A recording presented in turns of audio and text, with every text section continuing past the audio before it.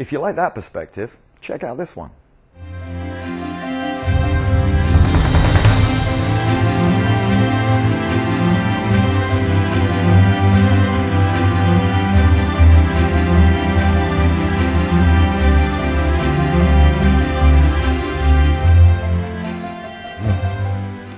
All right, so true leaders. This is an important concept. A true leader is both a role model and a leader. You can be a role model and not be a leader. You could be a leader and not be a role model.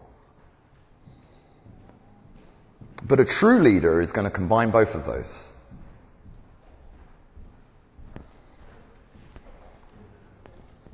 Are these guys true leaders? What do we think? We know who they are, right? We got He-Man and Skeletor. One's a good guy, one's a bad guy. They both lead people. What I normally hear from this is, well, He-Man's the true leader because he's a good guy. Because he's making people copying him and he's doing good stuff. Whereas Skeletor is not the true leader because he's making them do bad stuff. Well, without us knowing too much about either of those, I can see on the concept how that might be considered the case. But doing something good, is that the only thing that makes you a true leader? What about this guy? He's a leader. People copied him. Is he a true leader? History says no. You can give me any kind of argument about how he may have been able to inspire people, but history tells you he was a terrible leader at the end of the day. Failed miserably. Thank God. A true leader is somebody that does something for the good of society. It's enduring, it's lasting, it's bigger than him.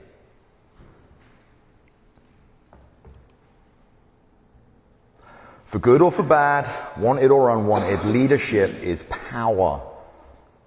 And even though it's a small role, maybe it's just you in control of the wood for that day, you have power over that wood, and that's something that needs to be respected because you could ruin it all in a second, and then that's just money down the drain. Leadership is power, and as we all know, with great power comes great responsibility. I did have the clip from Spider-Man, but we couldn't make it work, so. But it's serious. Cliches are there for a reason. These fables, these stories, they're there for a reason because they're real. They mean something. It's easy for us to laugh, oh, this is the real world, but it's true. In these positions, you have power, and with that is responsibility. The reason you have the power is because you can influence and will and can change things. By the way, we was all wrong about Skeletor. He's a really good guy. All right, so how does a true leader influence a project? If you are a true leader, you're a role model. You're given instruction in a concise manner that allows people to do their job. How would that influence a project? Is that going to be a bad thing on a project? Probably going to be a good thing, right? It's probably going to make life run a lot smoother for all of us in all of our departments if we know that there is a true leader as the linchpin of that product, of that particular project. Again, just some ideas. True leader on job. It's going to make it smooth running. There's going to be minimum wastage.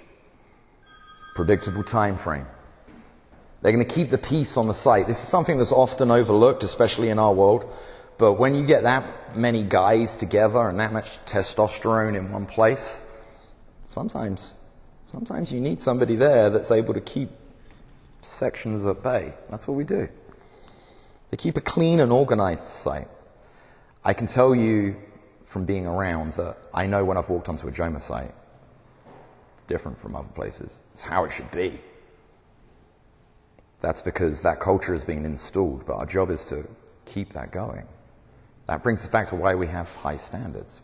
Like we just said, we have the high standards because that's what all our jobs are based on. Manage the tempo of the site.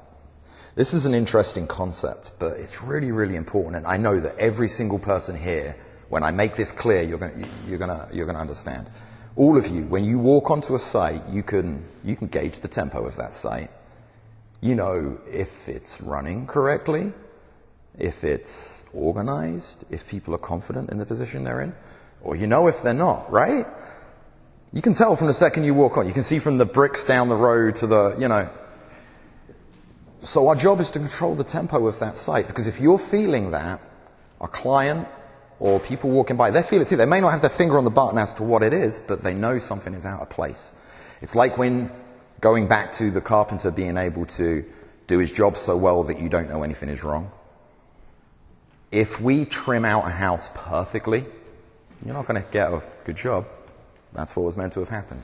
But if you put one of those pieces of trim on a little bit crooked, the client's going to come in, something's not right. They don't know what, but it doesn't feel right. Something's not right. It's going to ruin everything. So it's the same way with the tempo of the site.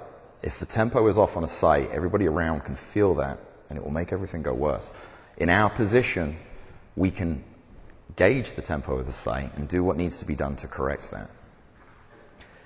As we go further, we're going to detail that down a little bit further, but it's a concept right now that I want to start swimming around, that tempo of the site.